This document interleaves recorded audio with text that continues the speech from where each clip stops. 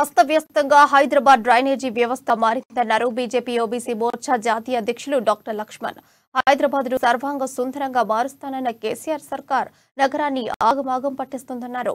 ఉద్యోగులకు, స్థానిక ప్రజలకు వర్షాల భయం పట్టున్నారు.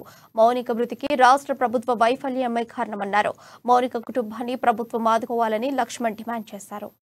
అస్తవ్యస్తంగా హైదరాబాదు డ్రైనేజ్ వ్యవస్థ పైన మెరుగు లోపల మురుగు అన్నట్టుగా గ్రేటర్ హైదరాబాదు డ్రైనేజ్ వ్యవస్థ కొనసాగుతుంది. వరల్డ్ సిటీగా మారుస్తామని చెప్పినటువంటి బీఆర్ఎస్ ప్రభుత్వం నేడు హైదరాబాద్ ను ఆగం పట్టిస్తున్నది.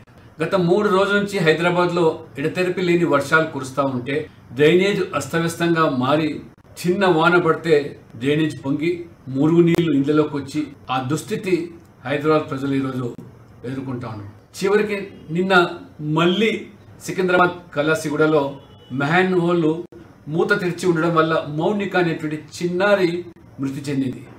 బీఆర్ఎస్ యొక్క అసమర్థత పాలన వల్ల ఇది పూర్తిగా కేవలం వారి తప్పిదాల వల్లనే మరి ఈరోజు మరి ఆ యొక్క అమ్మాయి బలైపోయింది.